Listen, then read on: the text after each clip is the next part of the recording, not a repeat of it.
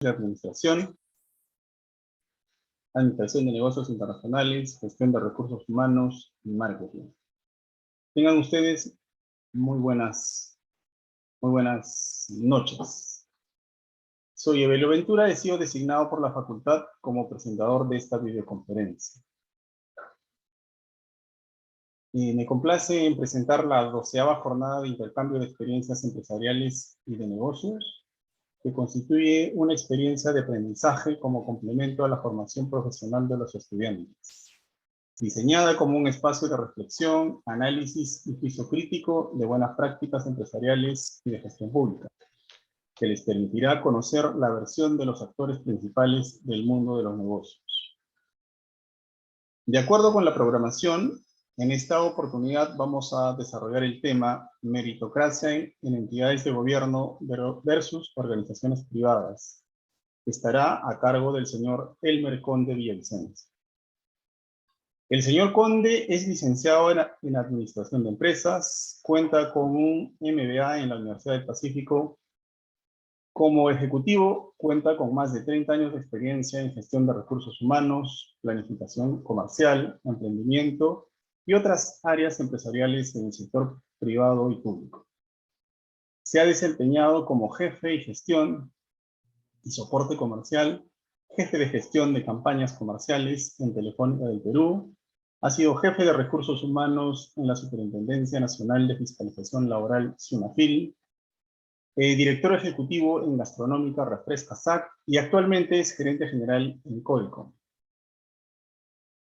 Por tratarse de una actividad académica, los estudiantes no deben abandonar la sala Zoom mientras se desarrolle la videoconferencia.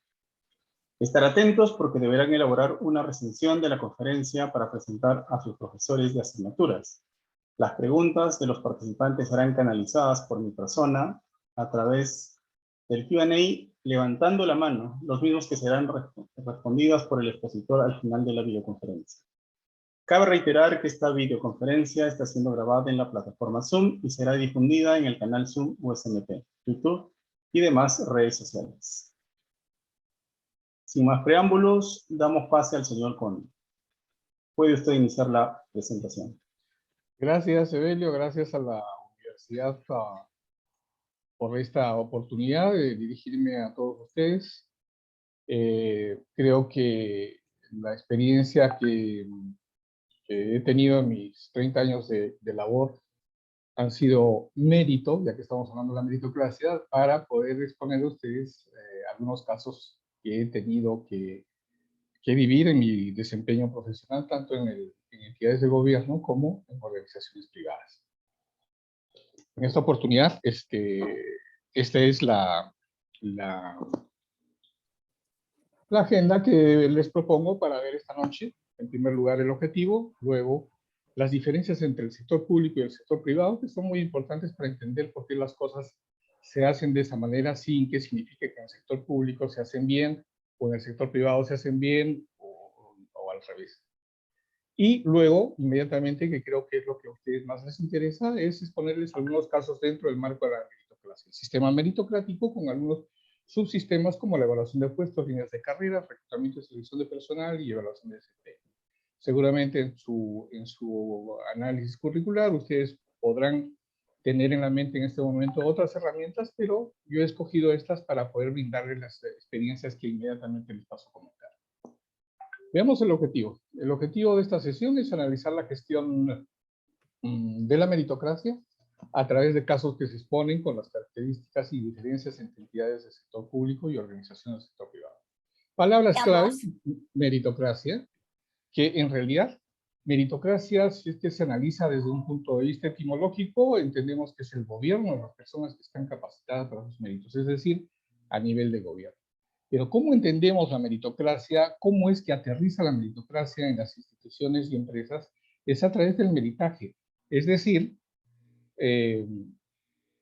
la selección de las personas que tienen los méritos suficientes para ocupar los cargos que la organización ha identificado y entiende que son necesarios. La segunda palabra clave es sector público, y en esta ocasión voy a hablar de sector público refiriéndome a las instituciones del Estado, y en el caso del sector privado como empresas. ¿De acuerdo? Ok, visto el objetivo, entonces ahora pasamos a ver algunas premisas que son importantes y que nos permite ubicarnos en uno o en otro sector. Luego lo aterrizo en la meritocracia. La primera de ellas es que en el sector público se puede hacer solo lo que la ley permite. Cada una de las instituciones y el Estado en general está totalmente legislado de tal manera que toda gestión, tanto en los recursos humanos como en otro tipo de gestiones dentro de la administración pública, está limitada por las leyes que están regulándolas. En el sector privado se puede hacer todo lo que la ley no prohíbe, es decir, es más amplio. La libertad es mayor en cuanto no esté infringiendo la ley. El sector público busca el bien social, mientras el sector privado busca la rentabilidad. Eso nos queda clarísimo, no necesita mayor explicación.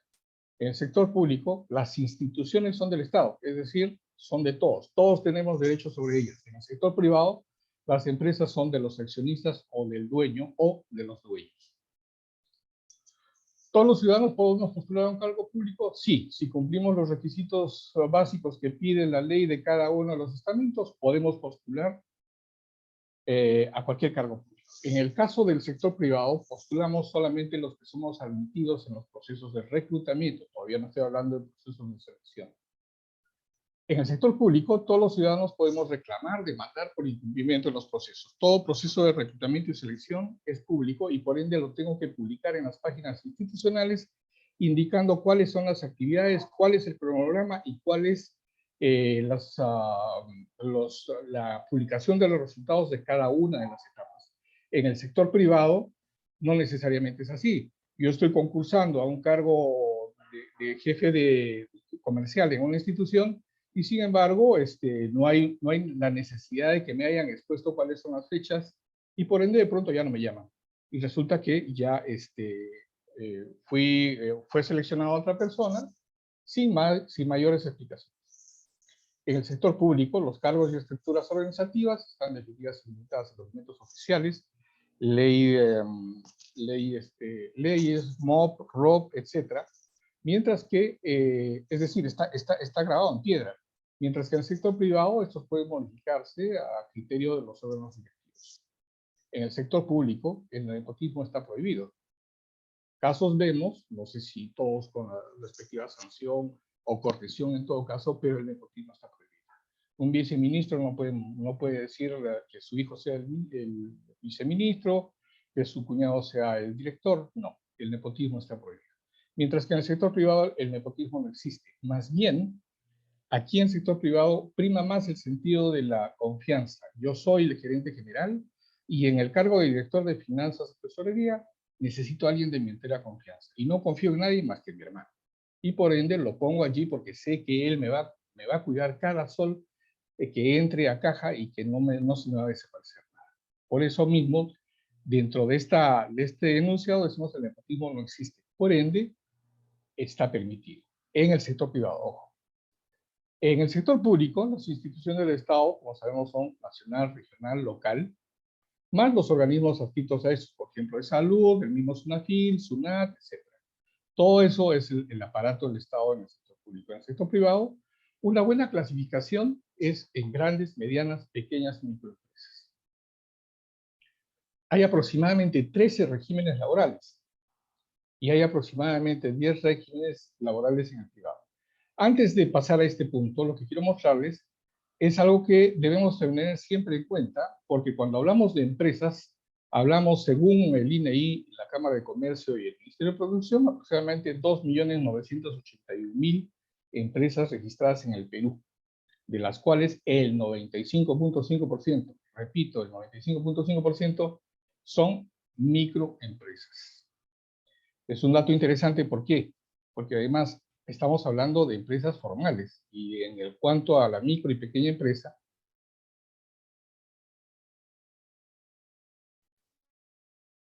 también, pero además que es probable que tenga una línea de carrera y es una gran empresa, todo lo anterior, más beneficios propios de la gran empresa, convenios colectivos, empresas con sindicato, por ejemplo, que eso es lo que diferencia a la mediana y la micro y pequeña empresa. Repito, 2.981.000 aprox, porque estamos hablando Si hablamos del INEI, hablamos de empresas formales únicamente, de las cuales el 95.5% son microempresas.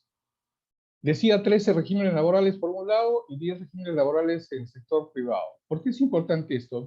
Fíjense toda esta relación que parece más bien una lluvia de letritas que hayan caído así, lo cual significa lo difícil que es entender la legislación laboral aplicable a cada uno de estos regímenes laborales.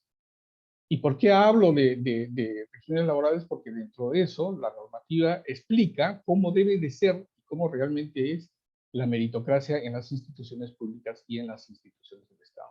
Vean lo complejo que es esto. Pero nada más, no vamos a detenernos aquí a revisar, sino simplemente quería mostrarles la complejidad de nuestra legislación laboral a través de aproximadamente 23 regímenes laborales. Digo aproximadamente porque por ahí encontramos fácilmente, y ustedes lo pueden hacer, otros regímenes laborales más, lo cual sumaría 24, 25, no lo sé. Hablábamos de grandes, medianas, pequeñas empresas y en este caso ahora hablamos de la cantidad de trabajadores. El 8% de la PEA, de la población económica activa, trabaja en el sector público y el 26% en el sector privado. Veamos cómo marcha esto.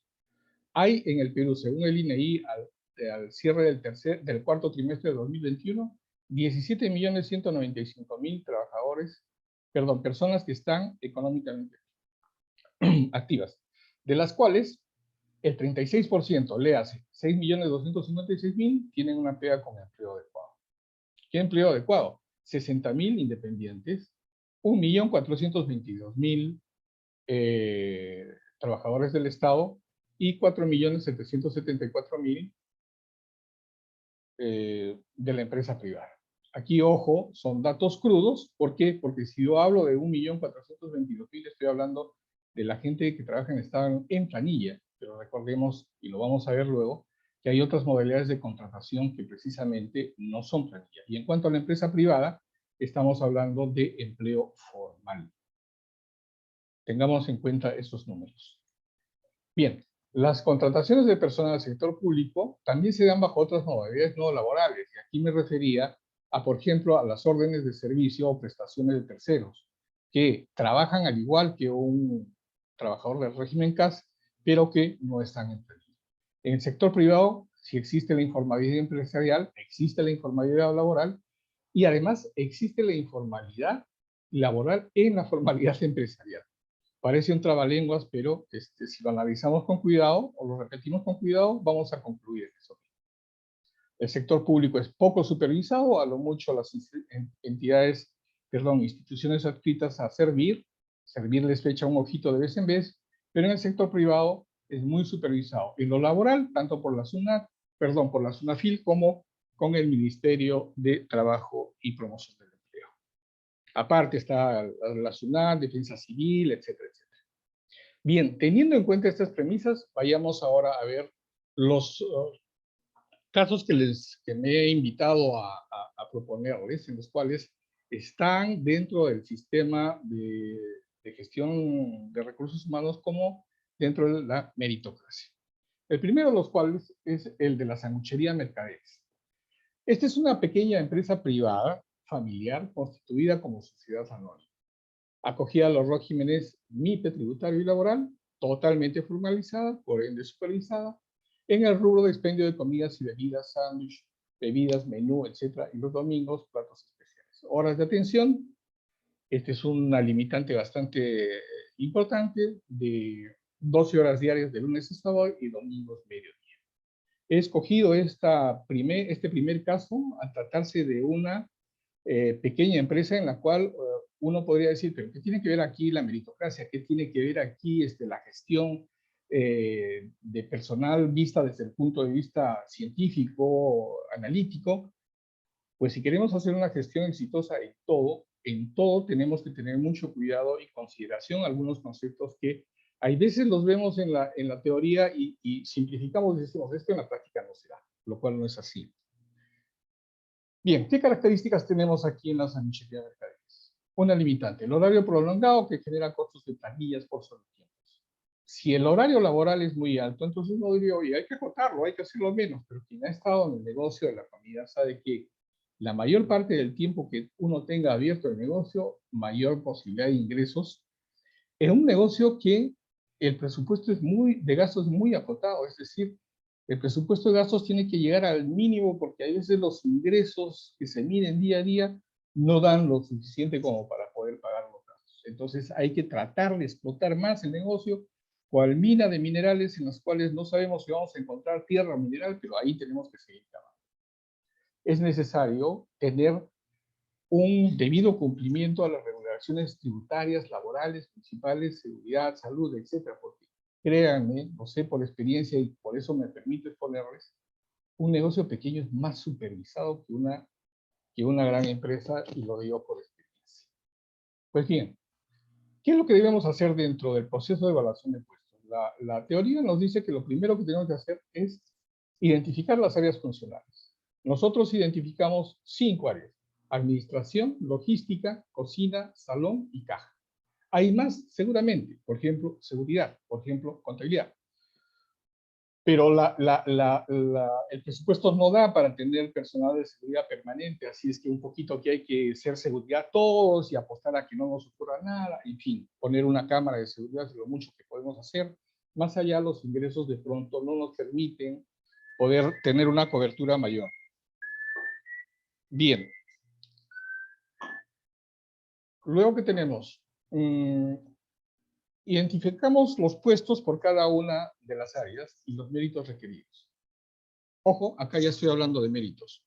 ¿Por qué? Porque es un negocio pequeño, sí, pero yo necesito un administrador, un cocinero y un auxiliar, 3 mozos más un reemplazo, un cajero y un asistente. Y por cada uno de ellos, mínimamente tengo que ver cuáles son los méritos que debe tener la persona que debe cubrir estos cargos. Después de todo, esta empresa es mi empresa, ahí está puesto mi capital, mi esperanza, todo. No solamente de mío, sino de la familia, por ende hay que tener cuidado.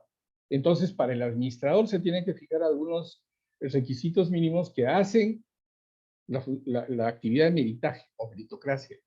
Un cocinero que al menos tenga experiencia y algunos estudios básicos en lo que ha de cocinar. Recordemos que la cocina resulta ser un elemento importante por cuanto muchos comensales lo que buscan es el sabor que te brinda ese cocinero, y hay veces pues el cocinero se va y los comensales lo resienten. 3 mozos, sí, con experiencia. Alguna vez cometimos el error de contratar a un muchacho que no tenía experiencia y la verdad no fue fatal con los clientes. Un cajero que al menos sí tenga los conocimientos básicos y sobre el manejo de caja, ingresos y gastos, y por supuesto también tener el mérito de ser totalmente honrado. Puede parecer algo gracioso, pero en realidad es. Y un asistente para el tema logístico. Identificados nuestras áreas funcionales, identificados nuestros puestos con los méritos que lo representan, hay que calcular el número de trabajadores que tenemos y hemos encontrado que son 9. Vean ustedes cómo hemos hecho la solución en este caso pequeño, y aquí podemos ver algunas conclusiones. Solo hay 2 puestos de jerarquía, el administrador y el cocinero. El administrador porque tiene que ir supervisando todas las áreas funcionales y todas las personas que están en el negocio. Y el cocinero de alguna manera porque tiene autoridad sobre el auxiliar de cocina que tiene que obedecer lo que él primero les dice. No hay línea de carrera establecido, es un negocio pequeño, con lo cual no se puede tener mucha esperanza de ir ascendiendo poco a poco en la medida que cumplo con otros méritos que están en los puestos de mayor jerarquía. Es una empresa prácticamente plana. No todos los cargos tienen un cuadro de reemplazo perfecto. Si me falla el cajero, no tengo reemplazo, el administrador tendrá que entrar. Me falla el cocinero, ahí el auxiliar de cocina tendrá que hacer las veces. O sea, no en todos los casos tengo un cuadro de reemplazo perfecto. Y nuevamente repito, porque da hasta pena decirlo, pero un negocio pequeño es muy supervisado. Cuando no tenía inspectores de la municipalidad, tenía de la SUNAT, sino de Defensa Civil, y todos en todas las modalidades. Pues bien, visto este primer caso, pasamos a una anotación. No hay casos similares en el sector público, por cuanto en el sector público las empresas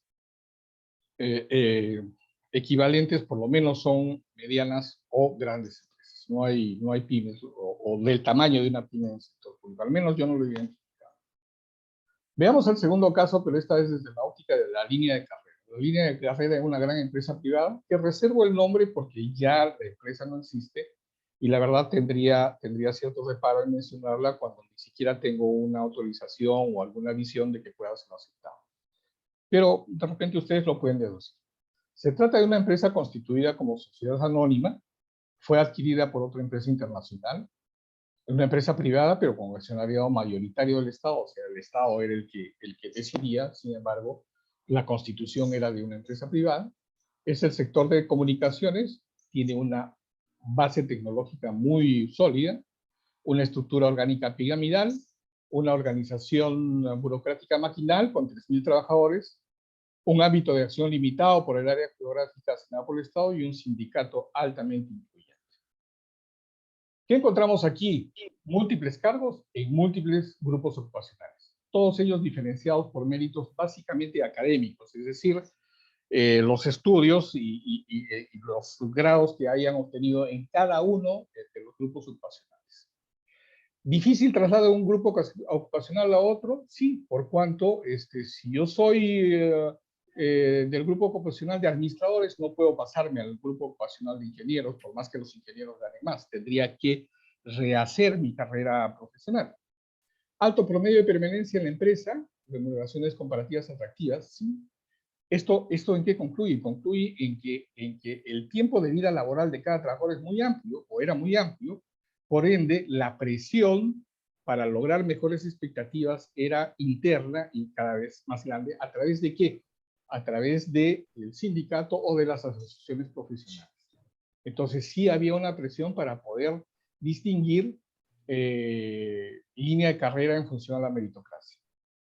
Identificamos los grupos ocupacionales y los clasificamos en no tecnificados, los niveles básicos, conserjes, asesoristas, choferes, etc.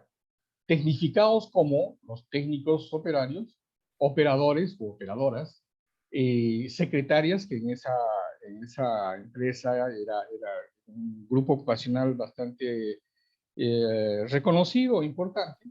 Luego el grupo de profesionales, analistas y especialistas, y el grupo de profesionales especializados, los ingenieros en la especialidad, electrónicos, eléctricos, etc.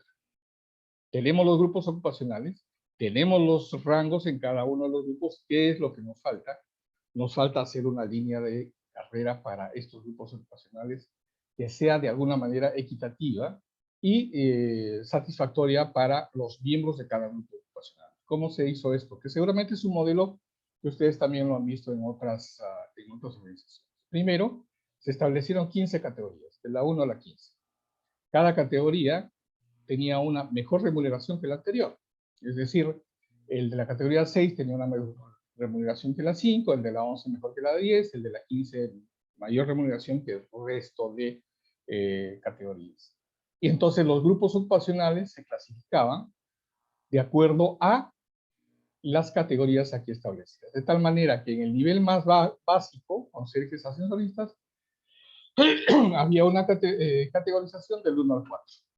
Empezamos ya con los técnicos 3, el asistente, el operador, etcétera, nivel 5, y así vamos subiendo hasta que de pronto encontramos a los analistas en los niveles 6 hasta el nivel 11. Y en el caso de los ingenieros especializados, desde el nivel 9 hasta el nivel 11. De ahí ya vienen los cargos de supervisión, es decir, supervisión y jefaturas y gerencias, o sea, mandos medios, y mandos y cargos gerenciales. Y luego, en la estructura, aunque ya no en la categoría, venía el gerente general y los gerentes centrales, que más que todo eran cargos de confianza, que estaban fuera de categoría y que eran designados ya no tanto por las posibilidades y méritos que pueda obtener cada uno de los trabajadores dentro de su grupo ocupacional, sino ya era una designación, como en todos los casos, incluso en las entidades públicas, cargos de confianza que son designados bajo otros criterios, bajo otros méritos. ¿Es así como se resolvió? Sí, es así como se resolvió esta estructura a través de la línea de carrera. Cada categoría conduce una remuneración diferente, mayor a la anterior. Se establecen líneas de carrera con grupos profesionales, siendo los cargos base, los de ingreso para los nuevos trabajadores y luego van ascendiendo. Cada cargo tiene sus funciones debidamente especificadas, al igual que los méritos requeridos, requisitos académicos, experiencia y de actitud que debe tener quien nos ocupe. Aquí está el bife de la parrilla en cuanto a lo que es meritocracia. El presupuesto es una de las limitantes para generar en las líneas de carrera, salvo en los cargos de primer mando. Es decir, dependiendo del presupuesto, puedo tener 5 vacantes para operadores 3 este año y al siguiente puedo tener, o a medio año puedo tener 10 o 15. ¿Qué es lo que limita esto? Simplemente es el presupuesto y lo resalto porque en el otro ejemplo del sector público es diferente.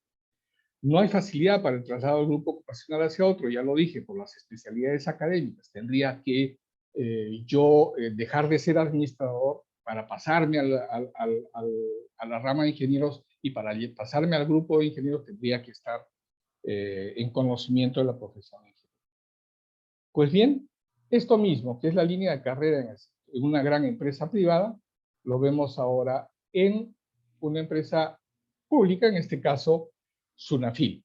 El caso 3 que les presento también de la línea de carrera es de SUNAFIL, la Superintendencia Nacional de Fiscalización Laboral, en la que, como ya se indicó, yo he trabajado allí, por ende, tengo cierta libertad de poder mostrarles este caso sin mayor dificultad. Si por ahí hay algunos números que no voy a ser preciso, es porque tendría que tener realmente la evidencia que lógicamente no se puede sacar de la institución, así nomás, de cualquier institución así. SUNAFIL es una institución del Estado adscrita al Ministerio de Trabajo y Promoción del Empleo, que es un organismo supervisor en lo laboral, seguridad y salud en el trabajo, está presente en 26 regiones a través de intendencias regionales. Su normativa, ya lo dije hace unos instantes atrás, todas las instituciones tienen una normativa que los supervisa, que es el marco legal que permite hacer las cosas como se hacen y no salirse de ellas. Los inspectores están en el régimen privado laboral 728, que recordemos, a ver si pudimos tomarle foto a esta presentación de los regímenes laborales. Este régimen pertenece al sector privado, sin embargo, también tiene presencia, como es el caso, dentro del régimen público. La institución está en tránsito al régimen de la ley del servicio civil o servir.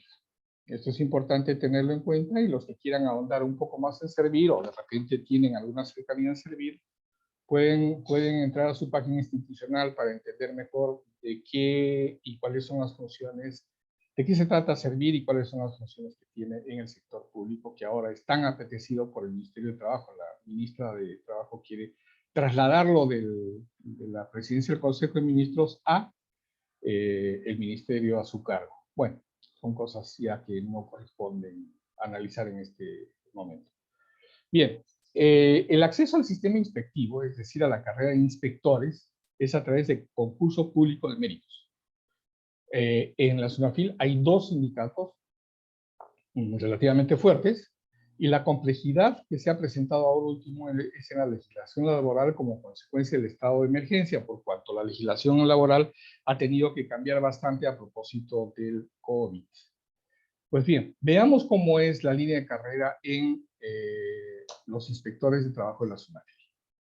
Actualmente tenemos 387 inspectores auxiliares, 307 inspectores de trabajo y 54 supervisores e inspectores. Si bien estos cargos pareciera que tuvieran jerarquía uno respecto al otro, realmente no lo tiene. Es decir, el inspector auxiliar, perdón, el inspector de trabajo no tiene jerarquía directa sobre los inspectores auxiliares ni los supervisores sobre todo lo demás. Sin embargo, cada uno de los cargos tiene mayor responsabilidad, mayor remuneración y por ende tiene mayor mérito que él, o méritos que el aspirante al siguiente rango de inspectores tiene que cumplir. La línea de carrera entonces es establecida por estas 3 categorías. Ojo, estoy hablando de los inspectores, de la línea inspectiva únicamente. Pasado esto, fuera de línea, tenemos a los intendentes regionales, intendentes nacionales, que bien pueden ser de la cantera, o de hecho son de la cantera de los supervisores, inspectores de trabajo, etcétera, que por ser estos cargos de confianza pueden ocuparlos para luego retornar a sus cargos, pues no pierden su condición laboral, al igual que el superintendente, aunque el superintendente, ya ser el titular del pliego, pues es nombrado de manera política por el gobierno, el ministerio, el ministro de Trabajo, en fin, el Consejo de Ministros. Es un cargo enteramente de confianza. Para acceder a la carrera inspectiva, ya lo dije anteriormente, se hace a través de concurso público en méritos, en donde los requisitos mínimos, ojo con esto, ser peruano, mayor de edad y título profesional. ¿Eso es todo? Sí, esa es la puerta de acceso. Ese es el carnet con el cual yo puedo ingresar a un concurso público de méritos. Después de eso, que se establezcan, como les voy a mostrar más luego, entrevistas, exámenes, etcétera, ya es otra cosa. Pero los derechos para que yo pueda postular a la línea inspectiva son básicamente esos. Luego, los demás cargos, inspectores de trabajo y supervisores de inspectores, se hacen a través de promociones internas. Nadie de afuera de la institución puede ir directamente a ser inspector de trabajo, ni nadie puede ir directamente a ser supervisor de inspector. La puerta de entrada es esta de aquí, y luego, en cuanto haya una promoción, se hará a través de concurso de méritos, en donde para ser inspector de trabajo tengo que haber estado por lo menos 2 años como inspector auxiliar y 3 años para ser supervisor inspector. Repito, no se puede saltar esto. Está escrito aparte por ley y lógicamente es de necesario cumplir. ¿Qué conclusiones tenemos aquí? Cada categoría conduce a una remuneración diferente mayor o anterior. Eso se da en el sector público como en el sector privado. Cada categoría tiene funciones diferenciadas dentro del marco inspectivo y meritocrático, porque el inspector auxiliar puede hacer inspección laboral a las MIPES, a las pequeñas y medianas empresas. El inspector de trabajo a las medianas empresas y el supervisor a las grandes empresas, acompañado, por supuesto, de parte de los otros inspectores que constituyen el grupo de trabajo. No establece jerarquía uno respecto al otro, ya lo dije. Las vacantes solo se producen por ausencia definitiva de algunos inspectores o por incremento en el plan institucional y presupuesto del pliego, parte del presupuesto general de la República, aprobado por el MEF, etc. A diferencia del sector privado, que mañana pues el director general dice necesito 5 vacantes más de especialistas en marketing. ¿Hay plata? Sí hay plata, créense las 5. Acá no. Acá se tiene que recorrer todo el aparato de autorización para poder incrementar el número de inspectores pese a que la demanda es evidente, o sea, la mayor demanda es evidente. Tanto los concursos públicos como los internos establecen diferentes etapas del proceso, es decir, entrevistas, exámenes, ya lo vamos a ver más adelante, y los inspectores pueden ocupar los cargos de intendentes regionales, nacionales, sin perder su condición de trabajador a plazo indeterminado a través de la ley 728, que como le dije es del sector privado. Hay viabilidad para transferencia o rotaciones entre las regiones. Está bien, yo si hay vacante en Cajamarca y yo estoy en el Cusco, puedo ver la posibilidad de poder ser transferido. Bien, para complementar lo anterior, es decir, el caso de los inspectores de trabajo de SUNAFIN. Ahora voy a presentarles un cuarto caso, pero esta vez dentro del ámbito de lo que es su sistema de selección de personal. Aquí vamos a ver un proceso de incorporación de nuevos inspectores de la SUNAFIN. Resulta que se generaron 3 vacantes por la ausencia de los anteriores, 3 vacantes en Cajamarca, 2 vacantes en Iquitos y una vacante en Tumbes para inspectores auxiliares. Como corresponde, las autorizaciones ya estaban dadas por el MEF, por todo el mundo, entonces se procede a hacer la convocatoria al proceso de reclutamiento y selección, estableciéndose las siguientes etapas. Evaluación curricular, examen de conocimiento, prueba escrita, entrevista en cada una de las intendencias regionales, calificación o curso de capacitación en Lima, a un curso de capacitación en Lima, con la esperanza de que sean 10 o 12 las personas que puedan venir a Lima, y una entrevista final a los intendentes nacionales. Bien, en evaluación curricular, antes de mostrarles parte del resultado, creo que ya estoy llegando al tiempo de los 40 minutos, voy a apresurarme un poco. Recordemos que uno de los parámetros que decía era ser peruano de nacimiento y tener título profesional. ¿Título profesional en qué especialidad? No lo dice. ¿Título profesional en qué universidad? No lo dice. Se pueden presentar todos los ciudadanos que cumplan con esos requisitos. ¿Cuántos se presentaron? Se presentaron 130 postulantes para Tumbes, 360 para Iquitos y 290 para Cajamarca. No estoy exagerando. Vuelvo a repetir, números más, números menos, el dato exacto no lo tengo, pero tampoco viene al hecho de lograr exactitud, sino darles a ustedes la idea de qué cosa es lo que realmente ha ocurrido. Ha sido un número sumamente alto para las vacantes que había, un número que nadie se lo esperaba. ¿Qué es lo que pasó aquí? Todos pasaron la evaluación curricular, creo que cayeron 5 o 6 que tenían el grado de bachiller.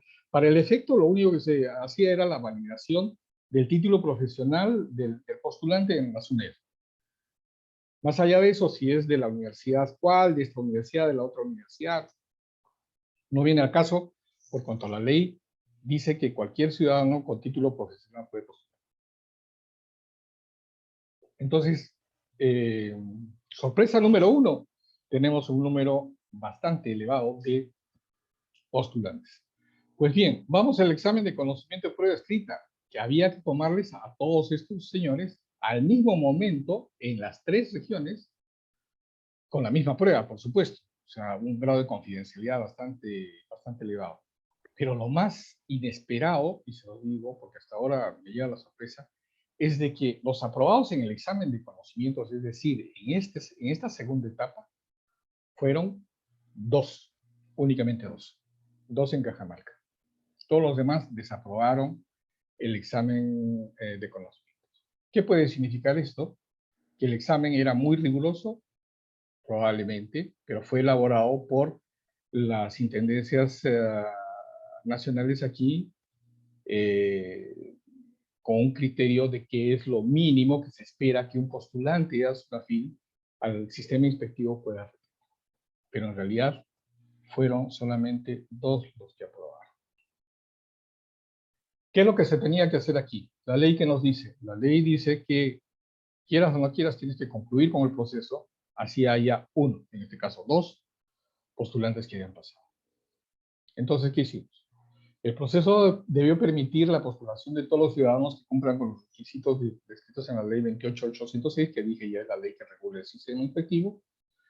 Lamentablemente no se hizo una estimación acertada, porque se falló en la estimación del número de postulantes que habrían. Las pruebas del examen escrito fueron preparadas y validadas en Lima, con los intendentes nacionales guardándose la debida confidencialidad. De repente por ahí, una prueba que demuestra esto es la baja cantidad de postulantes que han aprobado. Se tuvo que conseguir espacios suficientes para que al mismo momento en las 3 localidades se ejecute las pruebas. Y dados los resultados no era posible declararlo desierto, porque una entidad privada lo hubiera declarado desierto fácilmente y acá no pasó nada, pero en el Estado no. ¿Por qué? Porque ya hay 2 personas con derechos adquiridos que tienen, vuelvo a repetir, el derecho de continuar con el proceso. Y así ocurrió. Tuvimos que continuar el proceso con ellas 2, con esas 2 personas y cubrir las 2 vacantes. Y las restantes se quedaron para una cobertura posterior programada para el siguiente año, en donde ya con la ampliación de vacantes, después de pasar todo el proceso que les he explicado, se iba a hacer otro concurso público ya con mayor número y incorporando estas vacantes en Tumbes y en Iquitos que quedaron sin cubrir. Bien. La última, y el tiempo, sí, estoy a las justas. La última es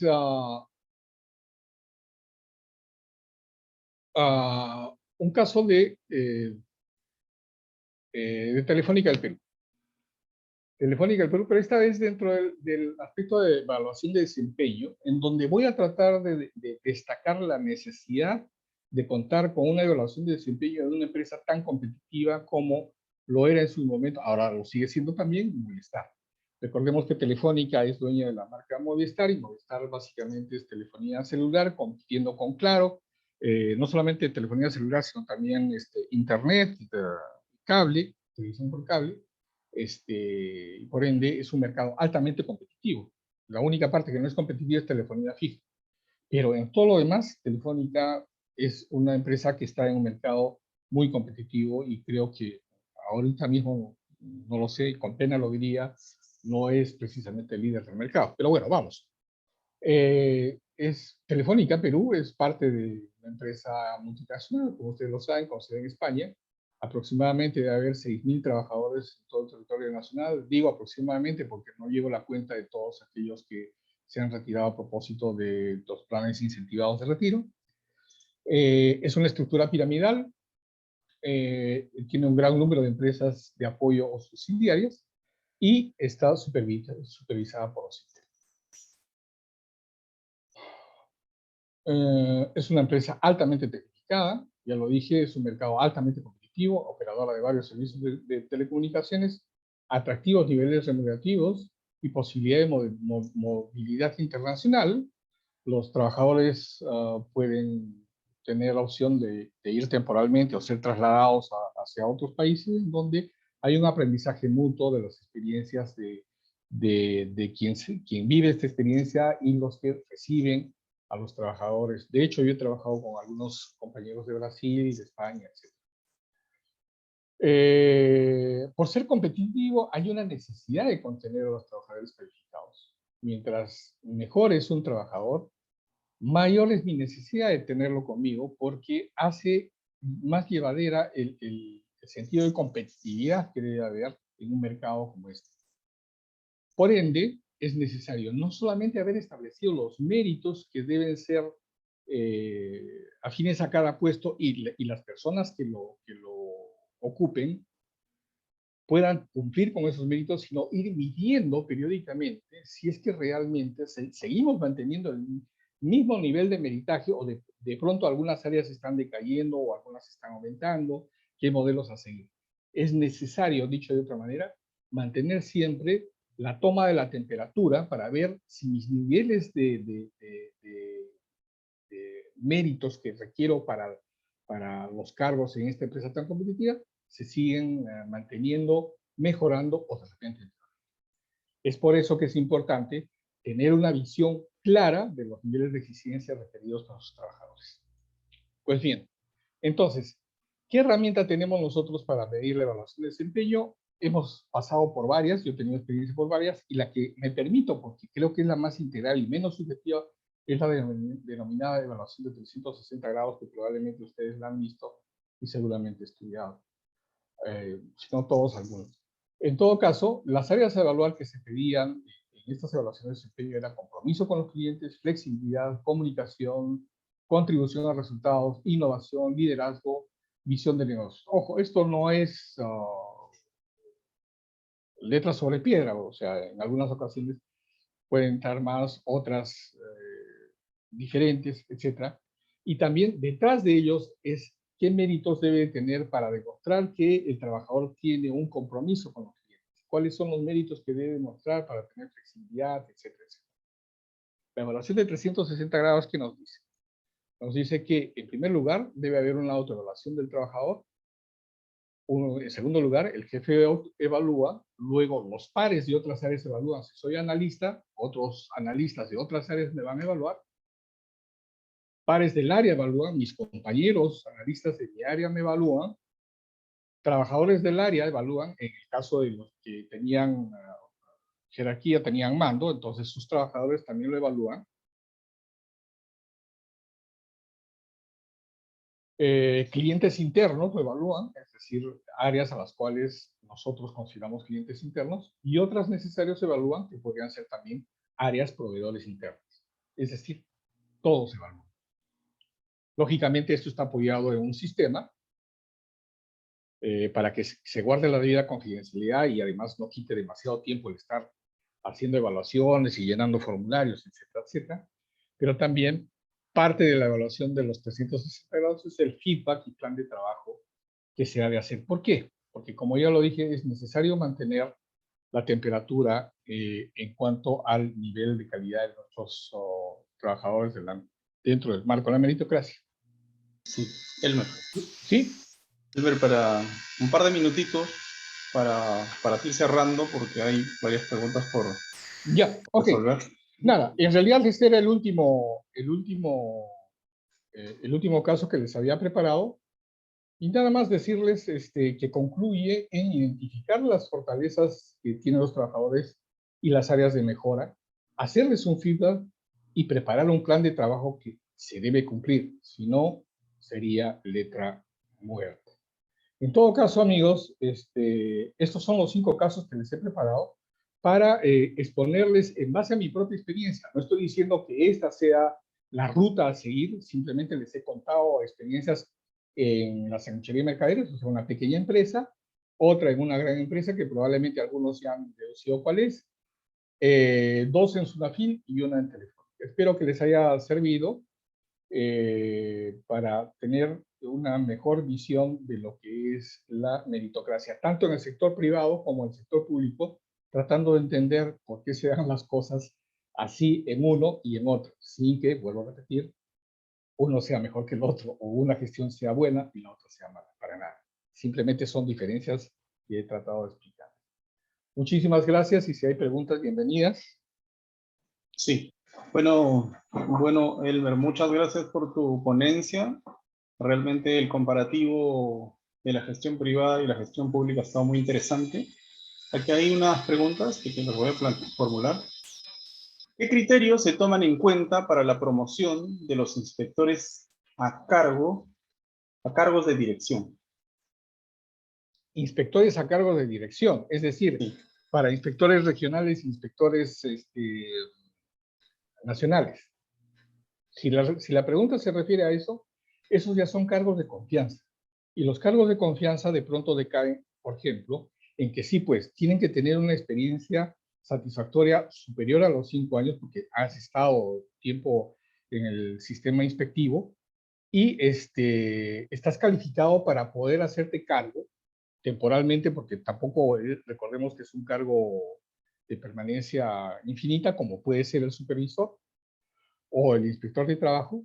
Es un periodo de tiempo en el cual finaliza tu encargo dado normalmente por el superintendente y ahora el consejo directivo. En el momento en el que estuve no había consejo directivo todavía, ahora sí hay un consejo directivo que determina quién y por cuánto tiempo debe haber. Recordemos además que la SUNAFIL, siendo una empresa del Estado, o sea, una institución, también está regida por el ámbito político. Y en el ámbito político cambian al presidente del Consejo de Ministros, cambian al ministro de Trabajo y lo más probable es que también cambien a los titulares de los pliegos que están de las instituciones adscritas, Salud y SUNAFIL en el caso específico, y en cadena también pueden haber otros cambios. Cuando se trata de cargo de confianza es así. Pero para esos cargos específicamente sí tienen que haber tenido una trayectoria suficiente y en el sistema inspectivo. No puede ser de pronto alguien que venga de la calle y se lo ponga. Bueno, tal vez podría ser, tal vez podría darse el caso, no lo sé, pero no es lo que es lo esperado ni lo correcto. Muchas gracias por tu respuesta. Aquí hay otra pregunta. ¿Qué ocasiona que la supervisión a las pequeñas empresas y microempresas sea tan alta, ¿no? O sea, ¿qué ocasiona estar supervisando constantemente? ¿Y No lo cómo se sé, podría regular eso? no lo sé, porque en primer lugar, felizmente, la política de las empresas supervisoras está cambiando. ¿Por qué? Porque antes era totalmente supervisora y sancionadora. Es decir, acá yo puse mi sanguchería, uy, me alegro porque mañana te caigo y te voy a poner tu sanción porque todavía no eres un empresario que eh, lo sepas todo, porque tienes que saber sobre tributación, sobre legislación laboral, sobre defensa civil, sobre aspectos sanitarios, sobre disposiciones de la municipalidad. Ahora, ¿y por qué de pronto, por ejemplo, en la sanguchería, a los inspectores de la zona los tenía en las 4 modalidades? Es decir, venían de forma incógnita, tomaban su café, su sándwich, veían si pedían la boleta o factura, se les daba, y luego venían con su identificatorio de que eran inspectores de la SUNAT, y como nosotros habíamos cumplido, nos salvamos. Luego la otra modalidad era que venía a la hora que abríamos un inspector y se quedaba todo el santo día hasta la hora que cerraba, para ver si los ingresos de ese día eran acordes con los ingresos diarios que se declaraba todos los días. Si había un desfase hacia arriba o hacia abajo, había una suposición de que estábamos haciendo malas las declaraciones. Otra modalidad de supervisión es que venían y simplemente nos decían arqueo de caja, y se arqueaba la caja y se sellaba la cinta de la caja registradora. Y la otra es que de pronto el contador me decía, por si acaso, tengo aquí al inspector de la SUNAT que está revisando facturas, boletas. ¿Por qué? No lo sé. No lo sé si es solamente pequeñas y medianas empresas. Yo creo que es por lo que son accesibles, es decir, es más fácil poder entrar a supervisar una pequeña empresa que una gran empresa, porque me voy a encontrar con un equipo de abogados que me van a parar allí y me van a pedir muchas cosas, que a una pequeña empresa en la cual normalmente los propietarios o administradores un poco muñequeados, pues van a dar todas las facilidades más allá incluso de lo que se vive. Esa es mi respuesta, porque en realidad no alcanzo a entender por qué pequeños negocios tendrían tantas previsiones. Sí, gracias por esa respuesta. Aquí hay una, creo que la última pregunta, por el tema de tiempo. ¿La RMB se aplica también al sector público? Imagino que es la remuneración mínima vital, ¿no? ¿Se aplica también al sector público?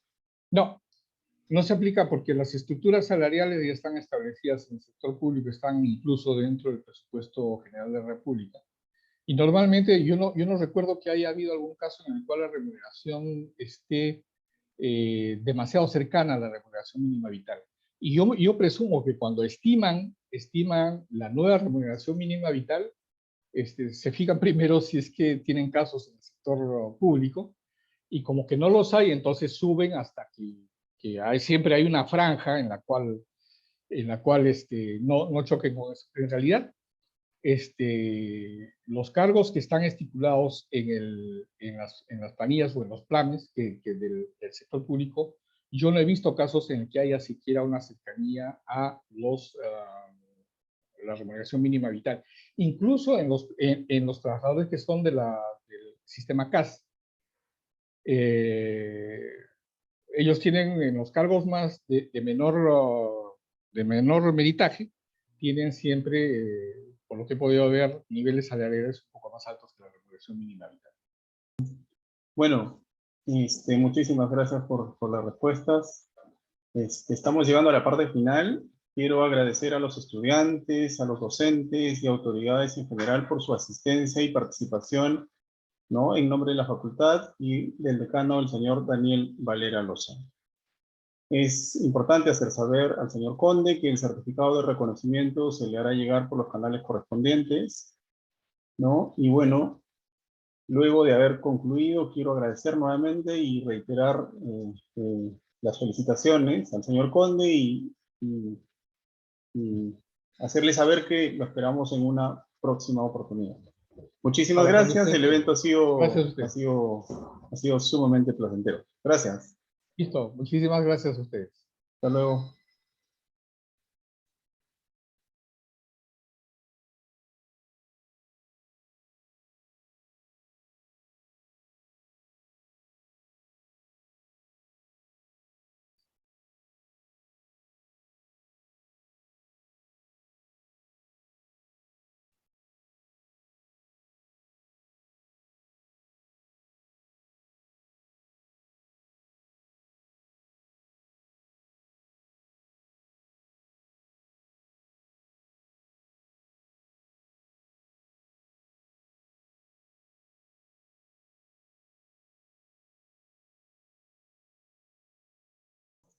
Vane, ¿estás como host? O Carlos.